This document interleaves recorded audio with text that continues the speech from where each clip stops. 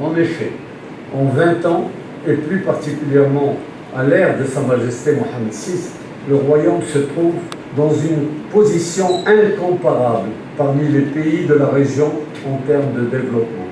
Nous sommes fiers, en tant que citoyens marocains et citoyens africains, de telles réalisations économiques, sociales et politiques. Le message important qui a voulu être véhiculé par le président Benjelloun, Sir Othmane Benjelloun, c'est qu'il va falloir considérer le bilan de 2015, le bilan que j'ai eu le privilège de présenter des 4 dernières années, à l'aune, c'est-à-dire selon la lecture de ce qu'a représenté le groupe BMC Bank of Africa au cours des 20 dernières années.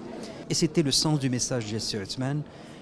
C'est déroulé dans un contexte exceptionnel au Maroc de dynamisme économique, de réforme, mais en même temps un contexte de sérénité, de stabilité, un contexte où le Maroc a bénéficié dans un monde tourmenté d'un environnement qui donne la confiance, alors que la confiance est à la base de l'acte d'entreprendre et l'acte d'investir.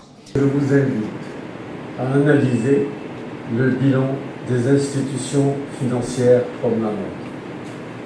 C'est par ailleurs tout le sens à conférer à cette contribution, je dirais, monumentale, que notre groupe a souhaité donner à la capitale du royaume, à travers celle qui sera, avec ses 250 mètres de hauteur et ses 45 étages, la plus haute tour de l'Afrique.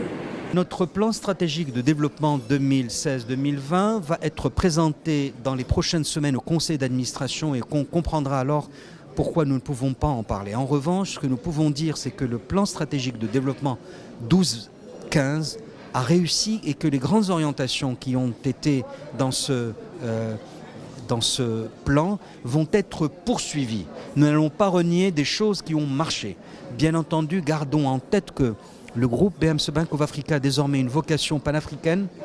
Il est à l'heure actuelle en termes d'implantation en Afrique le deuxième plus important groupe. L'objectif qui est assigné par le conseil d'administration à sa tête par son président est de faire en sorte que dans les quelques prochaines années, nous puissions devenir le premier groupe panafricain.